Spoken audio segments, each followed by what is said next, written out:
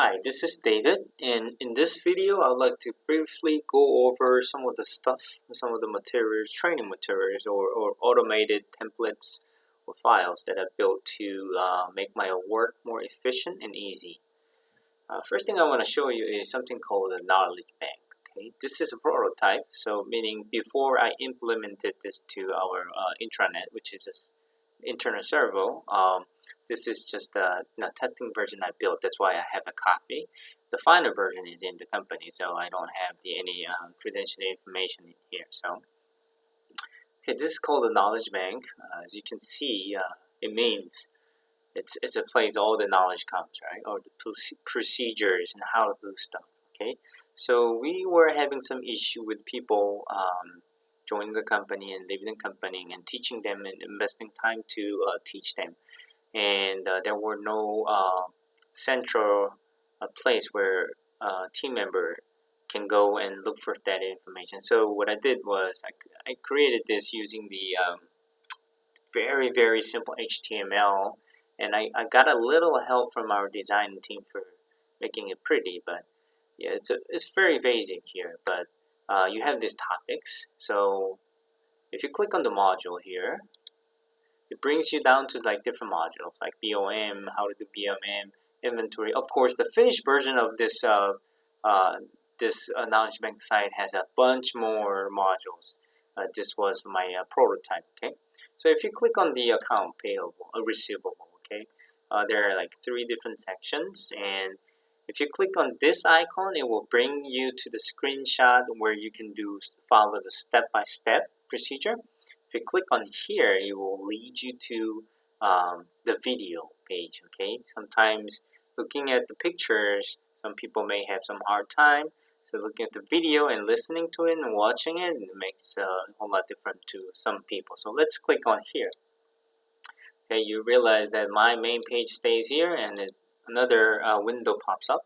Okay, this is my how to do snapshots. Okay, you can click on. Okay, first you go here, there, you follow the steps. You can go to the second page, or you can use the next arrow to do it. I mean, once you know how to do and where to click, it's no-brainer. But if you don't know, somebody has to sit down there and each time share you how to do it and teach you how to do it. So it was very inefficient. Okay, so that's why I created this. This is just very simpler version of the sales detail. An example. So I close this and let's click on this one. What it will do is it will bring me to the YouTube site where I store this how-to video. I think our internal server, I think YouTube is blocked here. Oh, it's not. Okay, sales detail. But for this was just testing, right? So I was just testing it. I didn't list this URL, so this video was only visible to those people who had the link. So basically, somebody is speaking about what to do. Okay, click on here, and you're just following it. Okay, so that's a YouTube. Okay, going back to the video section, here is where you have the list of the videos that's done. Okay, it will load. Okay, it's all YouTube, and you will have thumbnail pictures here soon once it's done loading. Okay, wait a couple more seconds, then it will load the videos. And just to make the the employee or team members excited to come to this site, and I added the music player down here, and you can listen to like piano music, so that you don't get too bored. You can turn it on, turn it off, and now you see the thumbnails, right? So you can do that, or you can come to the sitemap where you have this broke down of tree. Like I said, this is a prototype. This is very initial stage I built. So you come over in the top and you type account ACCOU, and anything that has ACCOUNT is highlighted, so you can see. Let's say you want to find the key on here. So then you go here, type in key on. So it's highlighted, right? So it kind of helps out. So let's say you click on item inquiry. Okay, it will lead you to that site, and you can click on the video to watch the video for that. So it was very simple, but never underestimate the power of the knowledge or procedures that are up to date, and it's simple enough for anybody to come and see. So it's this knowledge bank later on was kind of you know further developed, and all the information, necessary information, procedures, safety data sheets, and all other stuff was added. So we end up having a lot more menus and submenus under here. So it was very well utilized. Okay. Yeah. So this is just initial stage. Okay. So next one I want to show you is some Excel files. Okay. But among all the Excel files, I want to go to something like that. Alright, so this is called the PSI, the purchase, sales, and inventory. Okay, in LG Electronics, we used MRP system based on the Oracle. Okay, so it's unlike SAP or any other systems. Oracle is good for customization, but it's bad when you have to update something. You have to update each individual systems. Okay, so but good is you can customize, and it's easier to kind of tweak the data. But anyway, we didn't have the visualized data output. Okay, so what we had was a C-stock report, which displays, when the inbound was coming in. We had the inventory report. We had also sort of different reports, very plain, and there were very difficult. It was very difficult to utilize and gather all the information together, right? So I built this one. So this is pretty much here. It shows the sales trend based on the trend information we have. Okay, so it's all displaying here, and sales forecast. Of course, trend and forecast are kind of different, but for the 8 weeks forecast, I grabbed it from different tab, and it's here. So I'm not only looking at, saying 13.7 weeks of supply. I mean, that's 13.7 we sold, and the forecast for 8 weeks is about 32.4. So I'm looking at that, and also I'm looking at my available stock. Okay, so it's really good. But in the available, I have 3 different states. Okay, good state, good set is something that I am able to sell it right now, right? So 31, that's good. Sometimes it's 20 here, then 10 here, and then 1 here, So, I broke down. I wanted to know if we only have 10 good sets, and I want to know the remaining, is it good to use, or is it in the IQC weight, or is it in purchase mode? So I have the visibility of those things, okay? And all this information is available plus transfer in minus the back order, because I wanted to calculate, okay, how much is transferring from, let's say, California to Texas, I may not have the inventory right away, but I may be having some in-transfer inventory from California to Texas. Then, I'm calculating that. My current available stock is right here, but I'm also wanted to calculate how many that I will be having minus the back order. Let's say we have a back order, then I gotta deduct that. So it will tell me, right? So I have these different stages, okay? Available transfer in minus the total orders. I wanted to look at those numbers too. Available with the inbound, I want to look at too. So not only just what I have, I was able to visualize each one of them. Okay, so simply to go over there, we had a DC called N1A. Okay, it's a New Jersey distribution. It's a mega big warehouse. We have Texas warehouse. Okay, which is NTX, right? Within the Texas warehouse, we had N1Z. Okay, this is regional warehouse, and NIC and NTX, and there's non-Home Depot. So Home Depot warehouses were what we call BMI account, vendor managed inventory. It's a lot more tougher. Okay, so VMI account and the non-VMI account. So we had major 1, 2, 3, 4, 5 VCs, but under there we had N1Z, N1C, non-Home Depot, N1D, N1G, non-Home Depot, and so there I needed to have the overall visualization of all regional and distribution centers and how much stock we have and how much are transferring from and to. So I had to build this visualization. Okay, so and my sales team were always wondering, hey, okay, when is my inventory arriving so that I can put down the promotion plan. So based on the C stock report I have, okay, C stock 0W means it's arriving this week, okay, and 1W means it's arriving within 1 week, 2 weeks, 3 weeks, 4 weeks, 5 weeks, because my PSI, which is purchasing sales inventory at LG Electronics, was very challenging because we were procuring and bringing inventory from China, Korea, Mexico. So the PSI managers had to do an amazing job to bring the right amount of inventory.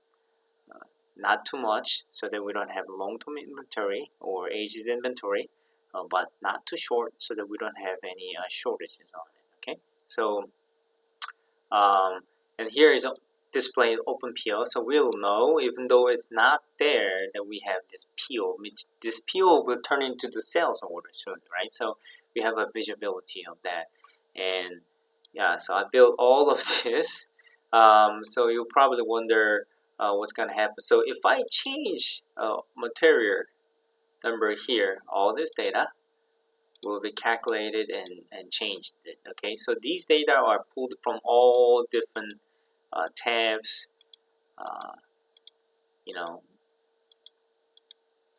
and it will be right here. Okay, so this area, the PSI managers will just change this and update the raw data, and it will display based on today's date.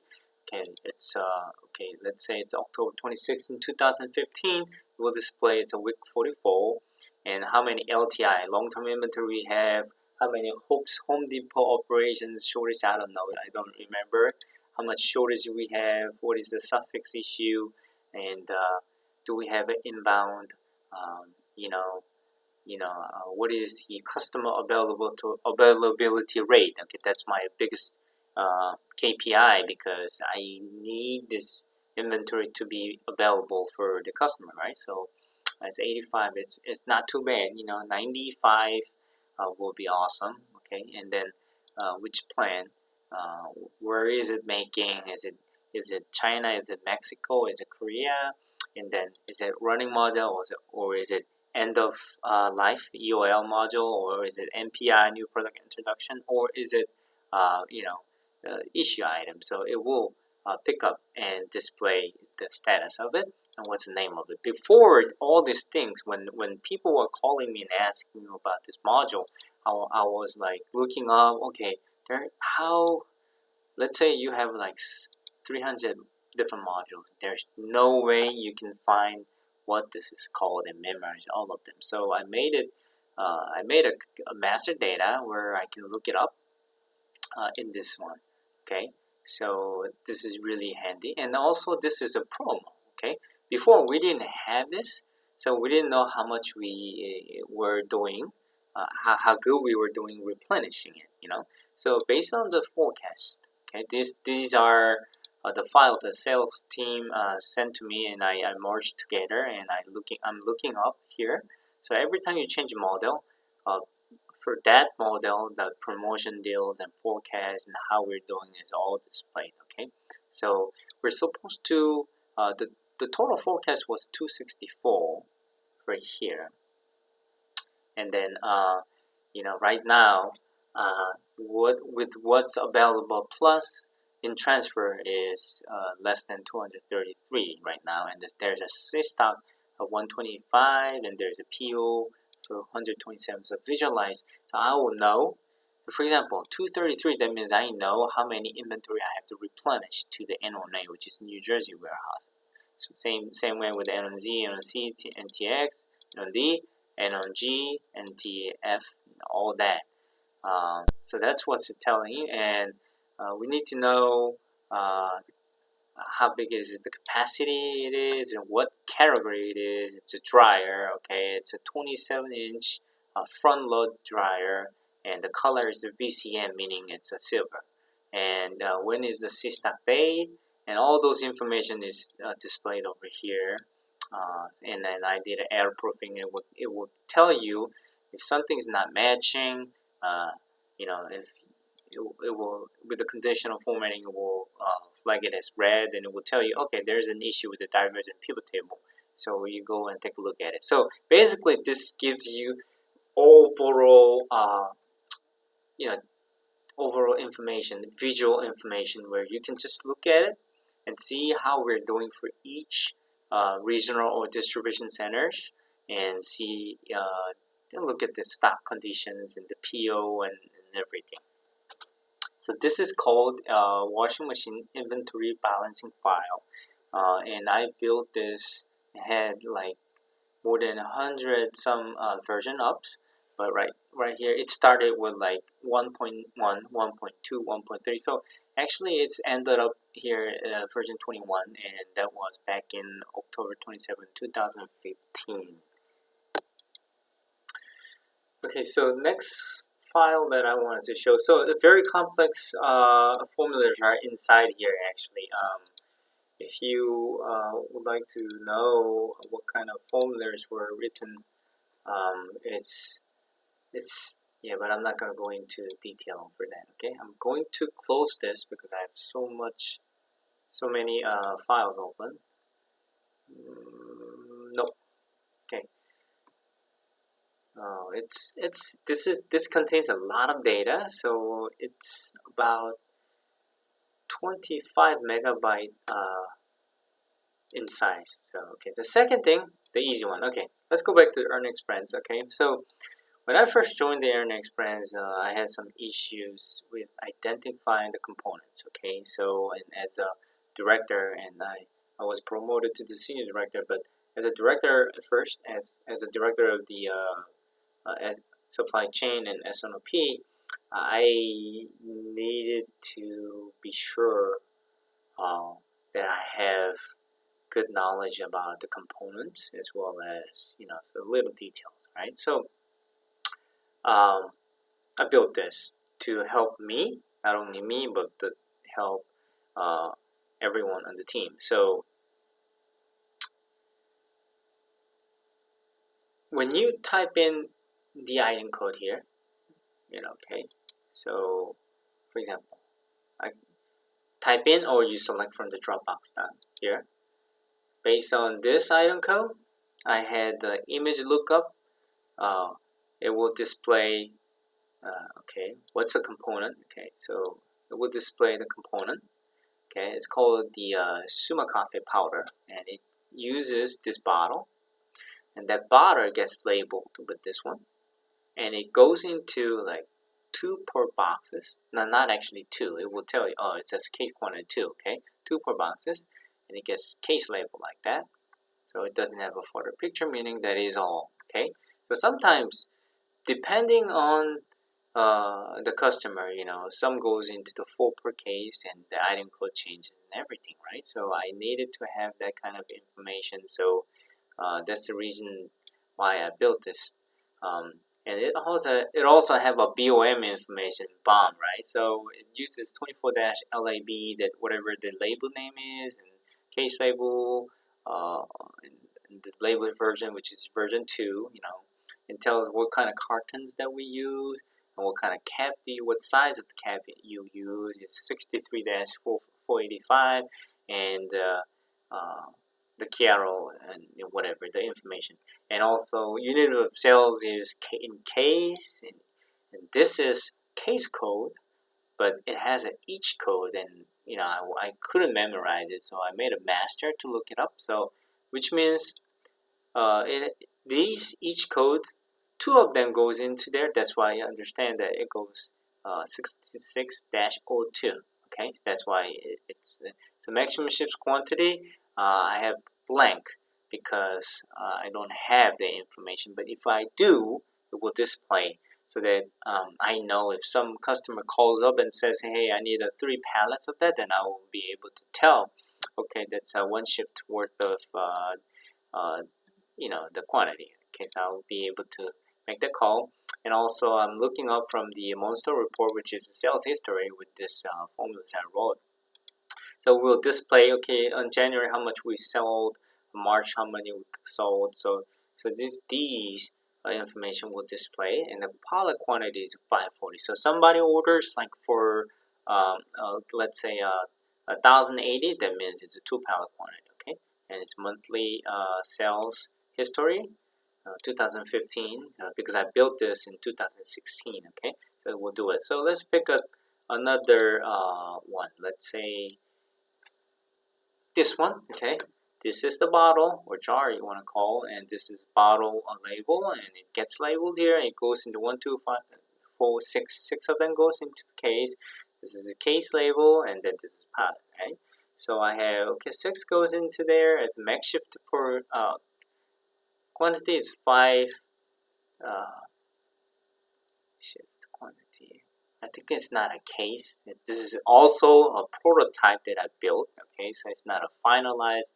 When I first joined it, that's when I made it, and I made a slight revision after that. So, but it will display the max shift quantity here and how much is per pallet quantity and how much we sold. Okay, so this one was last updated on March 4th, 16. Okay, so this information, of course, has to be validated as we change stuff, as we update it. For example, if we are updating the BOM information, it goes from version 1 to version 2. I have to make sure that I update this information in this sheet. Okay, so all that, and we had some retail products. So I had a master going here, and I'm looking up that information. So all this information, I had it. And this is master. Okay, so I put this master here, and I'm using a lookup formula to look up the image here. Okay, this was okay, but it's not so easy for someone to kind of go and look at it by one, item by item. So I made this lookup tab where you can just simply type or just use the drop down box to select the item and look up the information packs right there. Okay, so this is one of the file. This called item description version 2.4 and was actually made March 7, 2016. I maintained it that day. Okay, so I'm gonna close this. It's also used the complex Excel formulas. Okay. Next thing I want to show you is a PSI. Okay, it's LG Electronics. LG had the most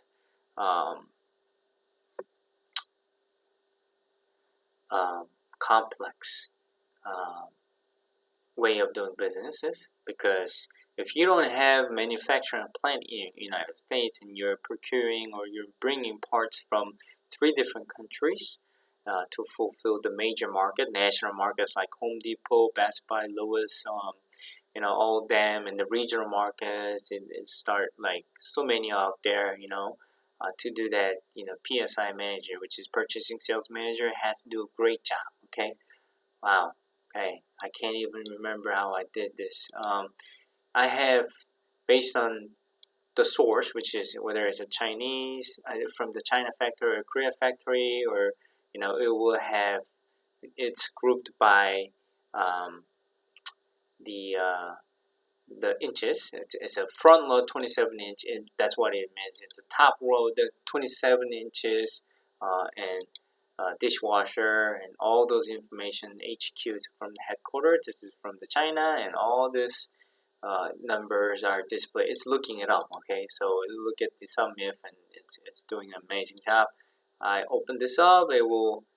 I have some of them hide here, but okay. So make it a little bigger. Okay.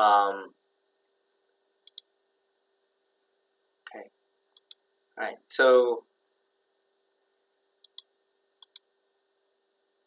there's a couple options I can do. So it's not just a simple formula. Look at the formulas I put it in. It took a while to build it and a lot of practices and validation.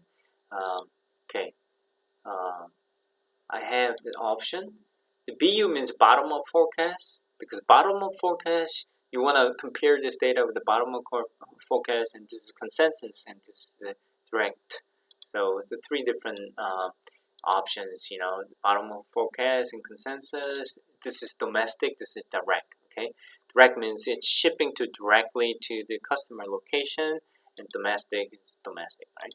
So THD means Home Depot, and the sites without lowest, without direct, without with direct and lowest only. So that's, you have this option to kind of view it instead of making a separate templates. I integrated all those options in here. Anyway, so it's a PSI. Okay, this is weekly, week of October 26th is week 44, November 2nd is week 45. So you have a weekday, and this was the current week that we were in there, I believe, or it was just moved. Let's put it here, because the file name says October 26th, 2015, so I assume it was somewhere here, okay?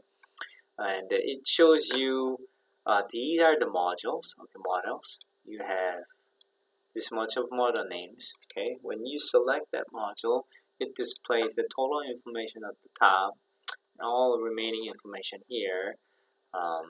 So remember, when you're selling washer, it's really challenging because you have to have a matching dryer as well as something called pedester. So all those information has to be displayed here, and you have to look. PSI Manager had to look at and display the data. So all this formula is all calculations. So it's amazing. But with this template, we were able to kind of analyze it and make the call, make the shipment call, and bring in the right adequate amount of SKUs. So this is called week 44 washing machine purchasing sales and inventory. This file, okay. It's I don't want to go into detail how I made this, but it's a visualization of what I developed and what we used, okay, from LG Electronics.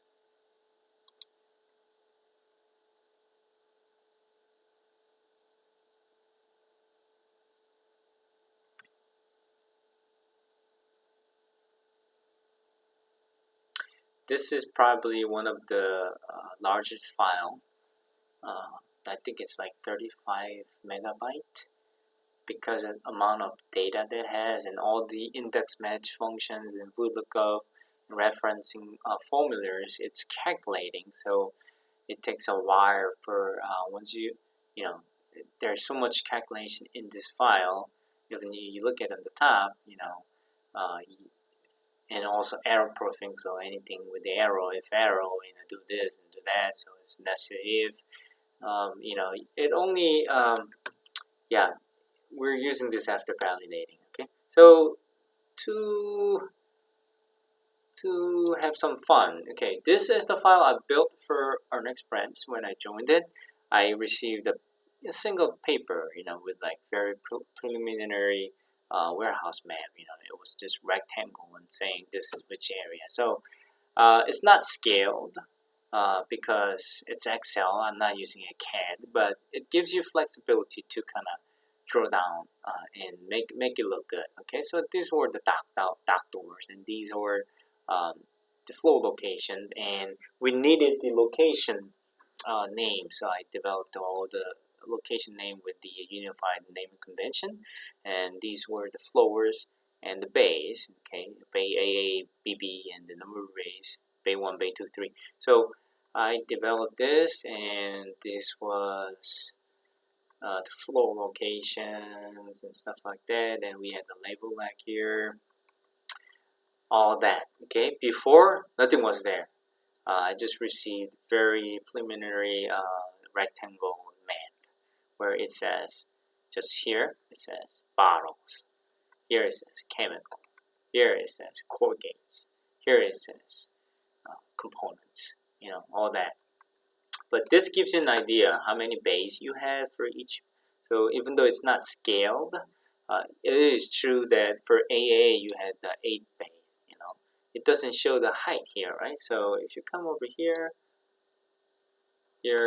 this is the actual location and height. So for example, there's 1, 2, 3 height in 13th bay of DD. Okay, when the bay 12 in DD, somehow, we have very uneven level because there were need. We're putting something here, so it's not this height is not equal to this one. So I try to scale it, but did my best. So it displays in where it is, and it also tells you there's 44 locations in DDI. Okay, in order for me to do a capacity planning for the layout, I needed to have some kind of information, so I created it. Before I joined here, there were no location labels like that. It was like something weird, but these it's very simple logic. EE means it's aisle, two letter, and then 14 is two digit number. It's the bay information. 3 is the height. Okay, so when it's a height and the elements left. Okay, direction left and right. So I unified all this location names. So we have, by looking at it, if somebody comes to me and asks me about, okay, how many bays do you have in MM, I can tell them right away. It says 24. They're first to third level high racks with the 24 bay, the location to store. So, and this is label X, so I had to make it. And these are the label barcodes I built. Okay, AA-011L means it's AA aisle, first bay, first floor, and the left. Okay, so I have the arrow as well as this barcode. If you scan it, before I joined it, there were no automation warehouse automation system that can read the barcode. So I created it, I generated, and I put it there. So we cut this, the color printer, and we stuck it to the magnetic labeler, and we put it on the rack. So I developed all these labels for the rack. So that is what it is. Okay. So this is a little fun. So I'm going to close this file. And now I'm going to move on to something serious. Okay. This is my masterpiece daily order shortage file. It's actually a PSI. Okay. When I joined the EarnExpress, no visualization at all.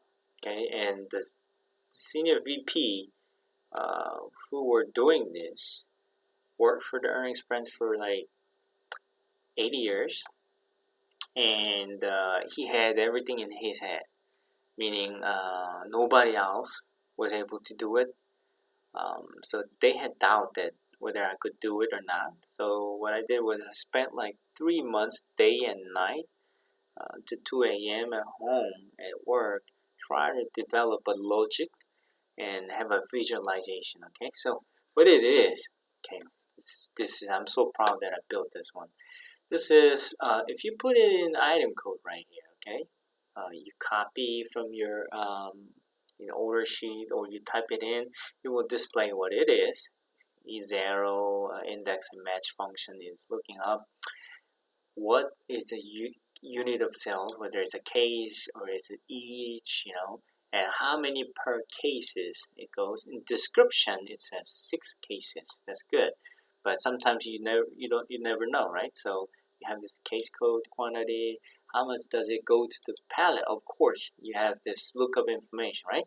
I mean, you can look it up so many different the data, but this is one Excel tab that will show you total overall visualization of what you need to know. Okay, somebody calls me, or my big BVIP customer calls me and say, "Hey, David, I'm trying to place an order of this one. I would like to know how many days it will take for you to produce and send it to me, and I have to give him the answer right away. Okay, so it tells me the max shift is 1,800.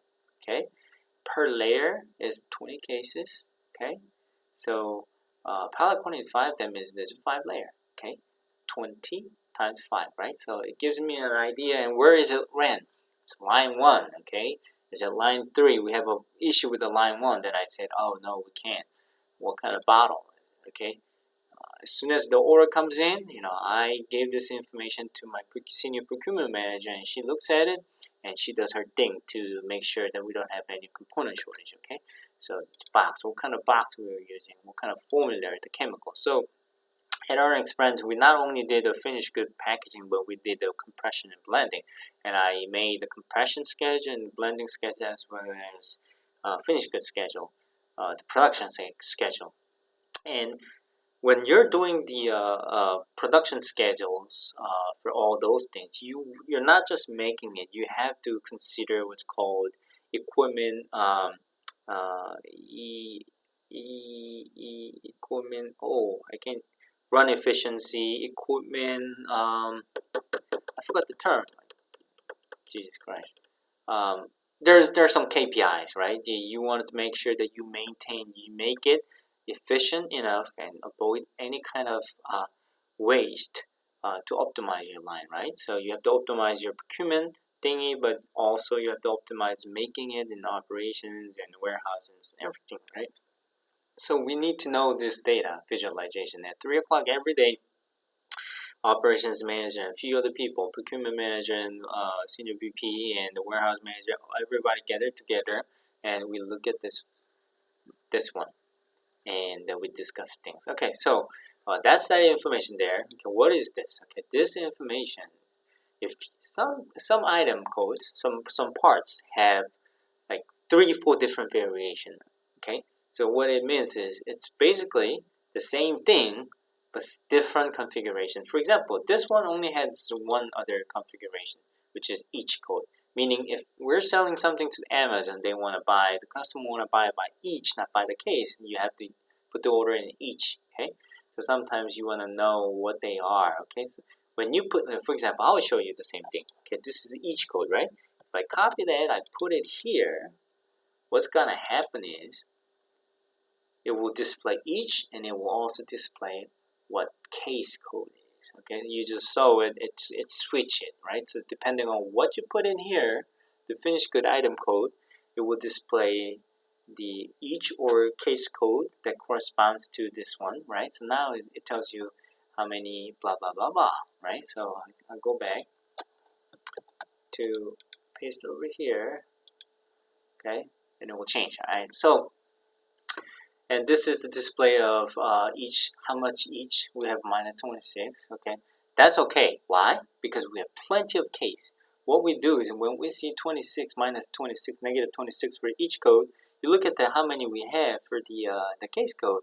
All you have to do is disassemble the case and fulfill it. So every day we're going to look into it and we're going to zero this out by disassembling, because we don't sell too much each code, okay? So that's how thing is, and it also displays how much is scheduled to run. Okay, and here, not only that, when we're looking at this one, we want to know how much we sold in 2015, 2016. So all the data is looking up for the months of data, and also telling us the average, okay, and mean, and max, and how much total we sold. So that information, with that information, when I'm scheduling something, okay.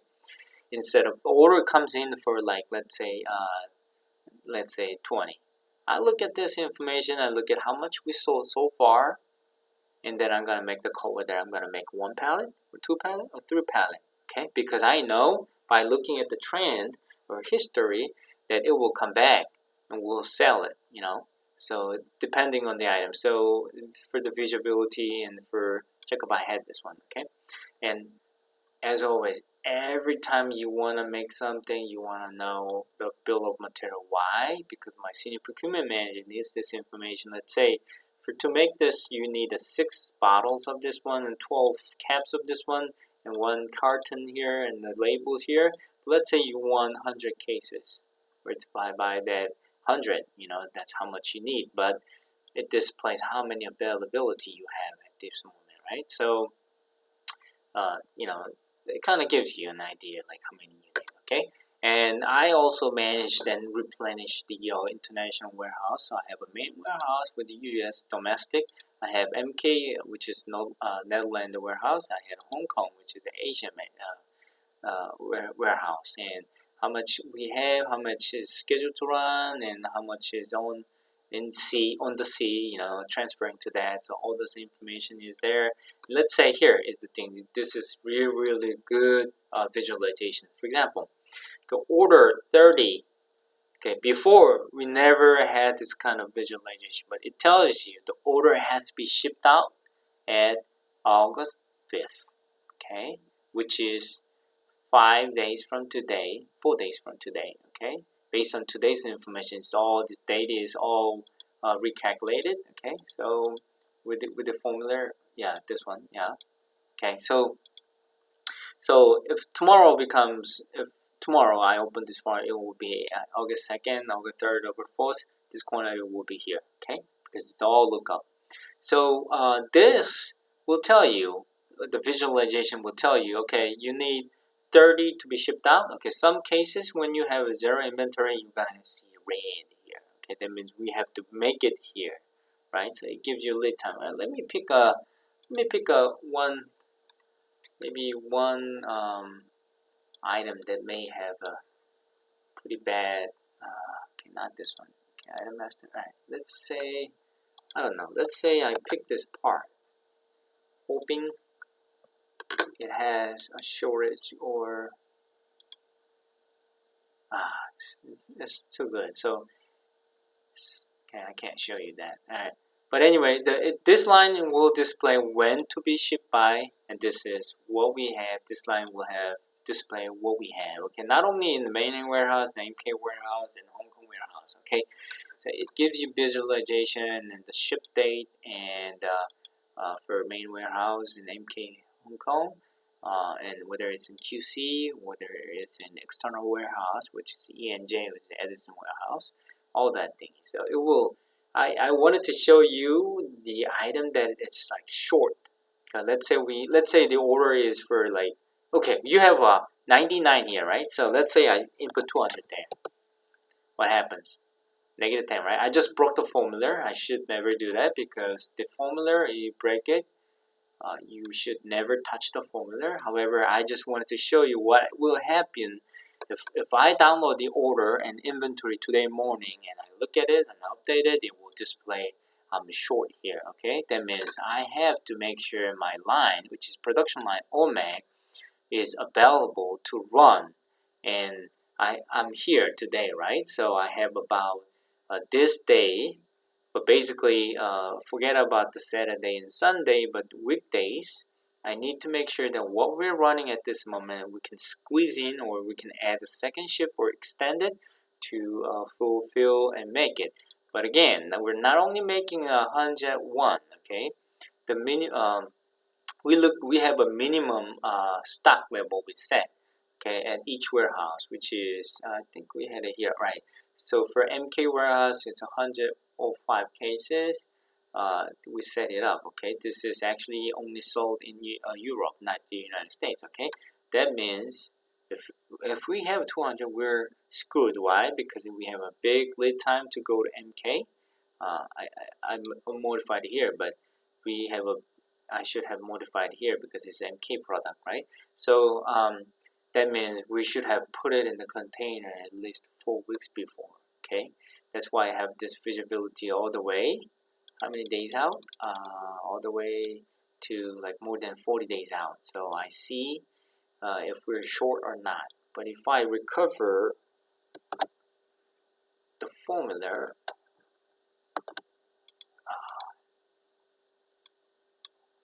we should be good. Okay, so this is visualization. This is only one tab, okay? Only one tab. The other tab is I realize that sometimes it's really, really difficult to, if somebody asks me a question, really hard. So I click on here. this comes up, David's data search form. So you type in order date or blah blah or item code. Let's say for example item code. Let's grab it and you say filter data. Okay, it comes, right? So it displayed, right? So I learned it from YouTube. I was searching, trying to find out the easy way of doing it, but all the necessary information I wanted, instead of having every list, I can look it up. Okay, I can look it up. For example, earn 100-1. So I do filter search. It will display all the open orders. Okay, all the open orders right there. Okay, and it will display when is the order date, when is new ship date, what's the unit, what's on hand, okay, customers, okay, Starbucks, Amazon, okay, Starbucks, Starbucks, Starbucks, and all those information. I built this with macro, okay, and this doesn't use the bottle, okay, and the labels, what they use. I can clear this information to the form. So I built that. But also I built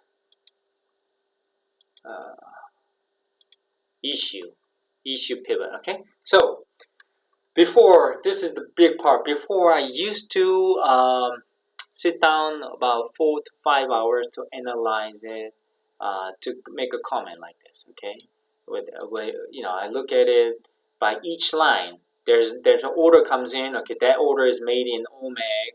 It's a line, main warehouse. Okay, and how many is the final inventory. So what is the suggestion quantity? It's all logic. Okay, I built it.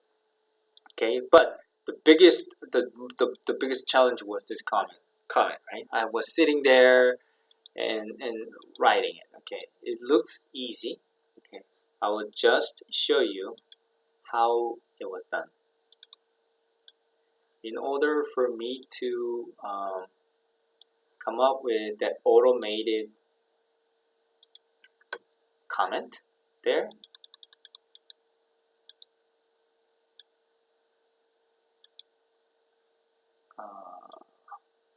I really have to show you the beauty of that formula I built. I can't imagine doing this again. Okay, schedule comment. Alright, let's go here. Okay, I will show you. This is what I wrote to make that possible. Okay? Okay, the important thing of automating the file template is not making it fancy, but it has to be accurate, but it has to be able to be updated. Okay, how the hell are you going to do this? There's a couple ways to do it. If you change the way of thinking, you can't. Okay, I was actually sitting here and writing this for like more than 10 hours, and there's so many errors to it. So I kind of thought, write it down on the paper, and then let's develop one by one. Let's make it. So this is how I did it. Not this one. This one. Okay, it should be a comment logic. Alright, so I started with, okay, let's minimize. I started with writing it in the words, okay? I create a scenario, say A, B, C. Okay, I create a scenario in main warehouse. There are like, this is missing, this is the old one. But there will be a case where you're gonna be okay having inventory, enough inventory, only okay because you have inventory in Edison warehouse. There will be cases you're okay because item is on the production schedule and also in the warehouse, Edison warehouse, or there could be a situation where it's okay because item is on schedule and in the Edison warehouse, and there's a case of each code that can be transformed. Or there's okay for order only, meaning order is fulfilled but it's less than minimum quantity, with not enough at Edison warehouse, and all this information is here. So I wrote down all the scenarios, like possibilities. Okay, you can be okay in many different ways, because of such and such, right? And then you come to the area where it says it's not gonna be okay, but it can be okay if the ship date is 2 or more weeks further out. So for now, because the system tells you that we have to ship 1,000 and we only have 20. Okay, it's not okay. It's gonna say not okay. And then it will tell you make sure to check the ship date, because if it's 2 weeks out, it will be okay. All those things. Okay, and then I wrote that in Word, and I wrote that in each scenario. Okay, so this is how it's gonna happen. This is how it's gonna, and then I transferred that word to actual cell location, which is U13, A13, because the 13 is only 13 because the first, the formula is in the 13th row. Okay, so I put it first formula in the 13 and then I drag it down and it will be okay. So that, and this is adding that and that and that and that and that and that together here, and this is adding that, and the final one is adding everything together. Okay, so I make a small revision here, then I make it here, then it will be reflected here, and then I reflect it here and reflect it here. So when you validate your logic, all you have to do is validate each one. So I was very afraid that I was missing any kind of scenario, but because of that, it gave me, it saved me so much of time. Where was it? No. So much of time. Okay, issue. So before, like I said, I was spending hours and hours trying to comment this. Okay, I was looking at okay, but there's only so many possibilities it can happen. So based on this comment, first thing what I do is I look at the red one. Okay, and I take care of the red one. When I say take care of the red one means I create the manufacturing schedule. Okay, I add the productions, looking at cross-checking with this file. Okay, and I'm doing it. Oh, I'll give you an example. It says not okay, need to increase the schedule amount. Let's say, for example, I copy this, and then I come over here and put it there. I look at that, and I put it here. Overage or shortage is negative 29, meaning, you have to make more. Why? Because minimum is 30. Okay. Right now we have a main warehouse inventory is 28, and then order is for 87, and spread it out. It's selling 3 here, 9 here, 10 is spread it out, and then it says scheduled. One means within 2 weeks. Second means after 2 weeks out. Okay, we're producing it here. Okay, so it will bring up the inventory. However, there's a min of 30. Okay, and then true available is 1, min of 30, so we need to make 29. Okay, are you gonna make 29 where we sell this much? Average sale is 19, so you don't want to make like 120 because average monthly sale is 19. Then you're not gonna. If you make like 200 of them, it's gonna sit.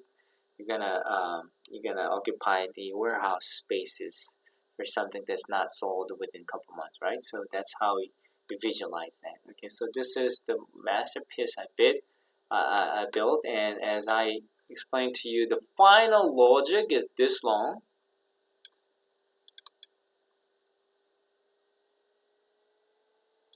And it's a beautiful art. Okay, and there's a way to maintain and update this logic. Okay, this is my tears and all the effort is in this file. Because of this, we were able to meet all the customer order and have a visualization and establish achieve all the KPIs. I'm gonna shut this up. Okay. So the next thing I want to show is, it's a pretty big file too. This is about like 20 megabyte size. There's no picture in here. You're thinking about, if it's all data, 20 megabytes is huge, right? Because of the calculation. Okay, so because I explained to you about my daily order shortage file, after I realized I have to edit, this is my production schedule file. It's very simple looking, but very effective, okay? Alright, so very effective. Okay, what I wanted to show you is, okay, these are line, okay? We're looking at line every day in the 9:30 meeting and the 3 o'clock meeting. We look at this file, okay? This line A, Gamo, OMEC line, Universal line, Oryx line, all the line information, and this date, okay? Day shift and night shift, okay? We're creating in line A something called this one. We're gonna produce. Our goal is to produce 90. If we overachieve, we'll put 150 on it. Based on that, I will update the previous file how many we made it. All I do is I copy all this area, I dump the data, and it will refresh and it will tell me what exactly how many we produce versus how many we're supposed to produce and how we stand for. So it's very simple, but this won't work because today is not in the logic I built, because today is right now it's June 16th, 2017. This file doesn't contain 2017 because I left a long time ago. So, not a long time ago, but a couple months ago. And so that's why it's saying reference isn't valid. You click on it, it will bring me to the today's date. Okay. Yeah, that's what it does. And the efficiency tab is where, okay, so doesn't work, of course, right? Schedule tab is your scheduling with the finished codes, okay? But if you come over here, this is really awesome. I run with a macro, so if I do it, it will say blah blah blah blah. Have a nice day, and password. I can share you, but you do this. What it's gonna do every time you made an update to the schedule, you come to the efficiency and you run it with the password. Then it will tell you, okay, for that uses 20-ounce jar and 4-ounce jar, 4-ounce jar, and it's white. So okay, there sometimes over chemicals. If it's acid, alkaline, acid, alkaline, alkaline, we're grouping all together so that we have a minimum change over time. Okay, and also we did a time study through the Kaizen. So if it's harder or longer to transfer from the 20-ounce jar to the 4-ounce jar, we switch. Right? We're not just putting it. Okay, we're not just putting this code in here. We're making sure what kind of jar size, the bottle size we use, and how efficient it is from changeover from one to one, or how efficient is it to group it. Let's say we're planning to produce this here and here. Why don't we group it together and make the efficient batch size to create it, right? So that's why we did. So we save tons of monies and time by looking at this one.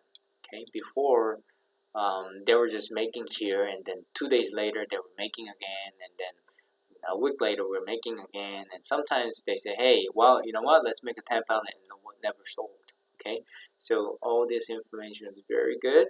Every time you change here, the good part is that it's macro that I ran. So the good part is you don't write this down. You change the quantity here, or the order, or whatever the product that you want to make.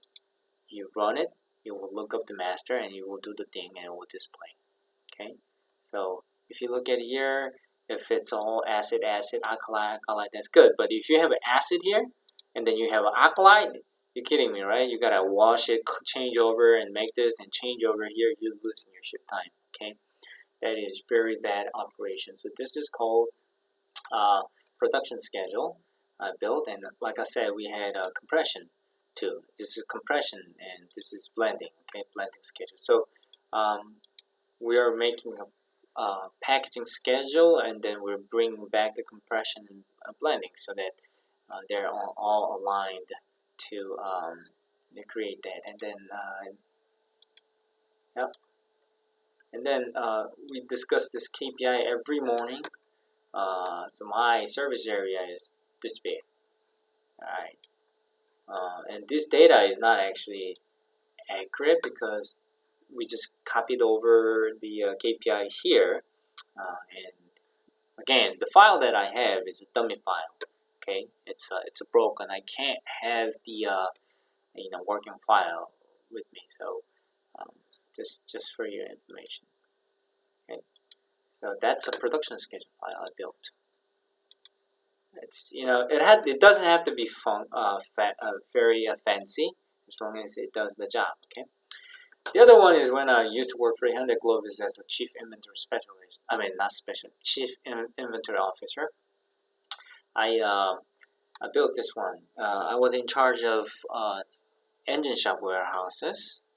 So the biggest part there is when they were changing their production schedule. Okay, they were producing one certain type of engine, and then they transferred to the different type of engine. Big issue. Why? Because we have to stop feeding the part and change over to the right parts. All right. So I put down the today's date, and then the shift information. You have to drop down. And then hours per shift hours. 10 hours, 8 hours, whatever.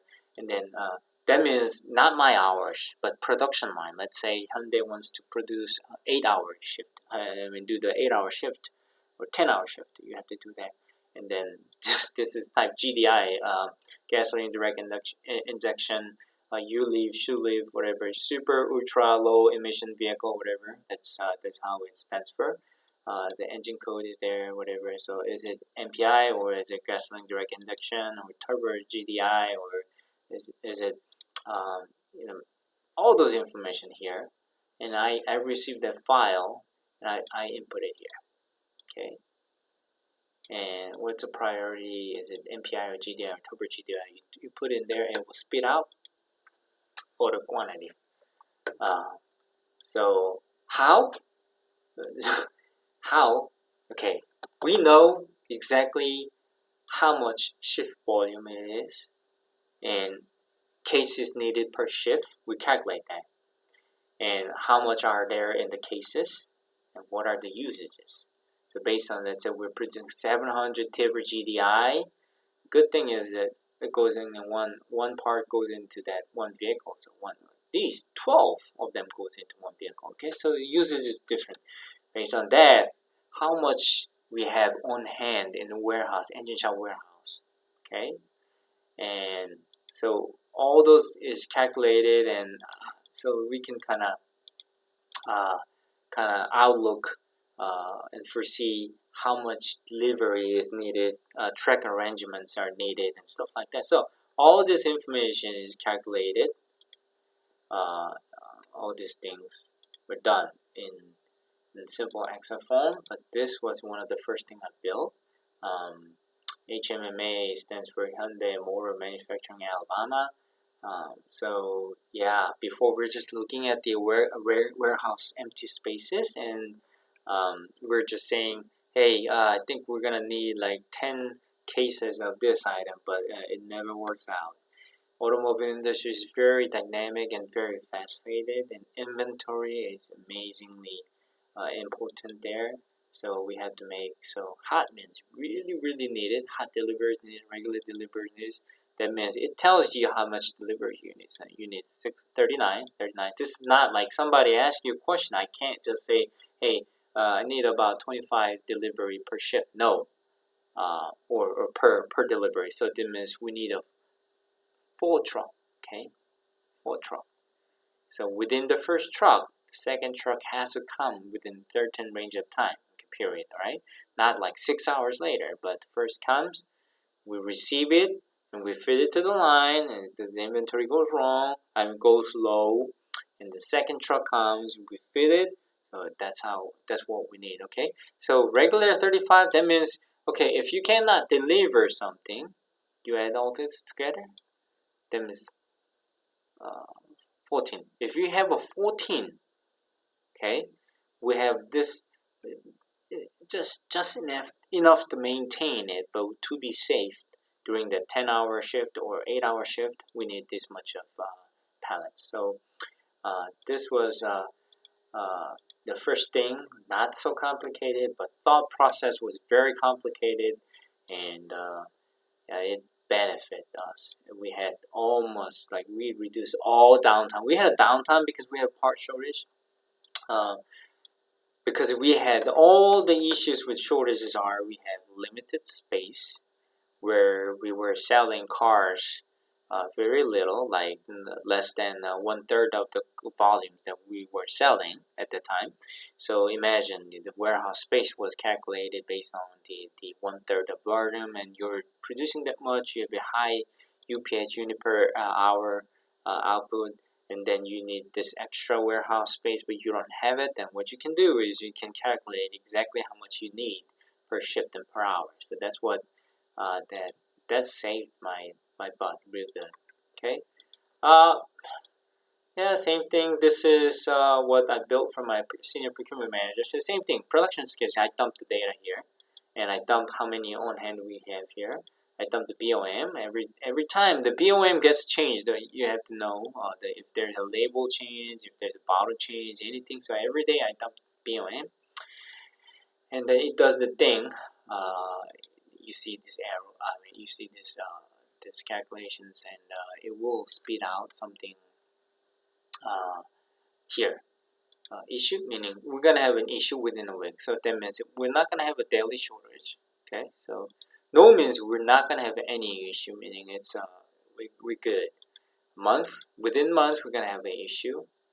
Within week is the thing. So we sort by the within week, and then we procure. We look into the detail of all those components. Anytime you make a schedule change in the finished good impacts has a direct impact on the component, right? And inventory, right? So we look at it, and so my senior procurement manager looks at it, and she puts down the comment here saying, "Oh, we have a PO of this and that and that." So that's what it is, and then she make a need, and she distribute this to you know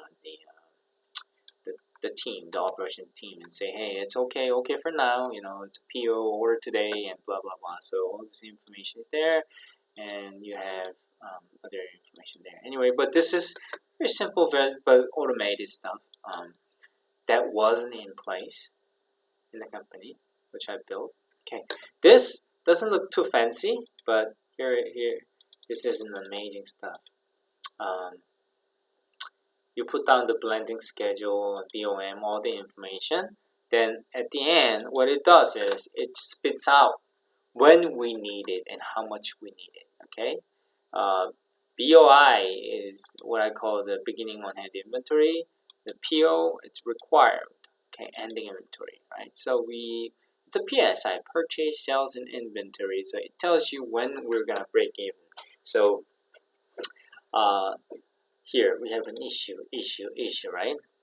There was actually issue of this, the product, So we were aware of these issues, but it's a visualization of telling it, and my senior procurement manager looks at it and communicate this prior to the issue, and whether we have to pay in advance to expedite the shipment, or what you call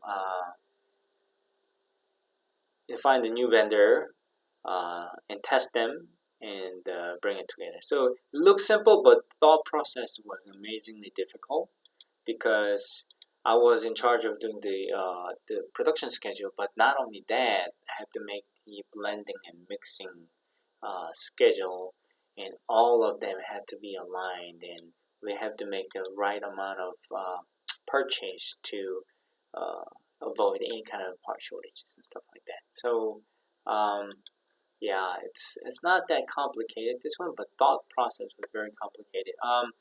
I think I do have a couple more stuff I can share. There's restroom materials. Something. This is when I used to work for LG. My legal name is actually Yun Young Man.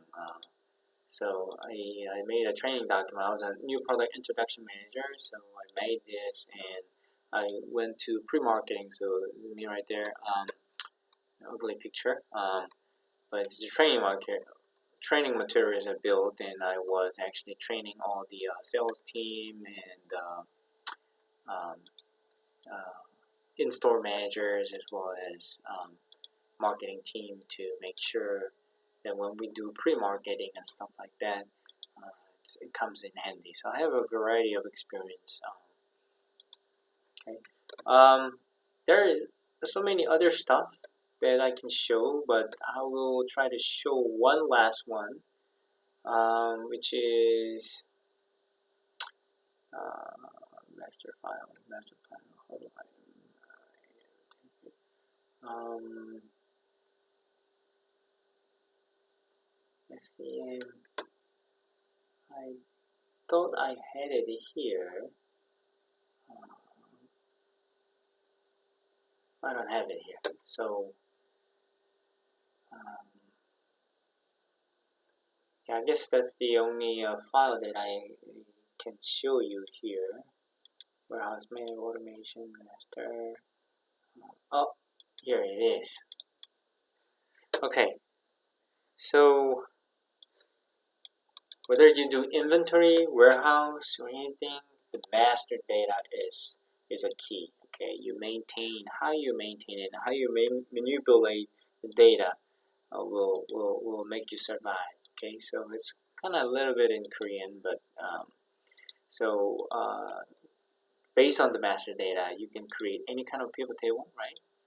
And you can. This is actually master data. Okay, it's saying okay, what line is the assembly line, what part number is part number, and SAP part number didn't have the hyphen, and the other system had a hyphen. So basically, just taking the hyphen out, and LH means left-handed or right-handed, and it said, do you need a bowl feeder? Yes or no, and what part name, and is it LP, which is local part, and CKD, is it complete knockdown part, is it China part, is it CKD part, or who is the supplier? Is it Jinhab, or is it Dejin, or is it the supplier, which is outsourcing the part manufacturer?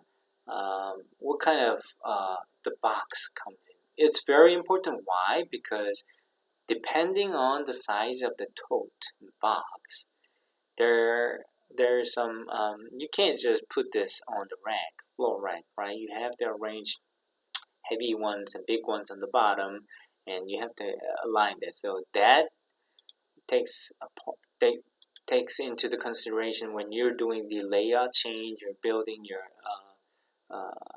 the inventory rack, because you don't just put the part there. You do it by the size, by the weight, by the similar type and stuff like that, and it will tell you whether it's a hardware. Yes, what kind of box type is a KCP, but this is code. All the thing. Is it hard? The box quantity is 200, and per case, okay, so there's 60 boxes in the case, and there's a 200 per box. So in one case quantity will be this quantity, right? And then do we stage this in the rack? Yes, rack. Do we stage into the bin? Yeah, in the bin, right? Now TA is the location of the bin. All that. Based on that, we can. I created all this pivot table, and I have the. This is my first one, so it's not as good as what I built for the what you call the Ernix warehouse map, but based on that, I can always run the pivot table and sort it out. What's the engine type? And so somebody asked me something about, okay, hey, I want to look at. You see, you have a CKD and LP, and so somebody says, I only want to look at a CKD. I didn't have the slicers here, but let's say I want to look at CKD. Somebody says, hey, I want to look at the engines for only GDI engines. Okay, I can insert the slicer, but I'm just gonna show it GDI answer. Okay, and I want to see the parts that goes into the dolly or sub-assembly. Okay, they say, okay, I want to see sub-assembly, then our dolly. Okay, so ta-da, and then somebody says, hey, I want to know if it's part is about like manifold. So you have 3 different manifolds, tensional assembly, stuff like that. So pivot table is always great when you're manipulating the data. always, because you can change around, you can do all kinds of things. Okay, so it's not a complex thing, but thought process behind this is amazing stuff, because of this one I was able to create so many stuff and make the improvement of the system. But it all started with creating one accurate validated master data. Okay, here in BMS as well, the biggest thing in the first week in monthly cycle is validating my master data, because master data changes every time. Some organizations only change the information and it gets outdated for months. It's not. Many times you have to update it weekly basis and monthly basis, making sure these numbers are correct. Assume all these numbers correct. Somebody asks me a question, I can tweak the pivot table and just spit it out what I need. If I have all this tool, you will be. If you have all the tools, you'll be able to kind of, make the process more efficient, because it's visual. You know what's gonna happen, what kind of impact it will bring it to, right? So that's the whole purpose of creating this automated stuff. But I didn't actually go too much into explaining about the LG PSI template, because I know that most people would not even understand, because first you have to understand the procedures and how it's done, and then you have to understand the Excel formula that's used there to, the story behind it, the logic behind it. It itself will take about more than an hour or two to understand. So I thought that was like wasting time, but I just wanted to show you that like this is what I do to help myself improve the efficiency and make it easy and have the accurate numbers, so that we can use as that numbers to bring an impact to the business. Okay, so very horrible video, I'm assuming. I'm kind of busy today. I was actually creating a 10-year long-term financial plan, and I shouldn't be doing this, but I just wanted to give you a quick look, just overview of what I mean by creating automated templates or some materials to help the business process better. These are one of them. It's not all of them. Okay, so if you want to see really complex logic and like MRP, you want to deep dive into it, how it was done, and validate that. I can spend time explaining that, but just wanted to give you overall the overview. Okay, all right. Thank you very much.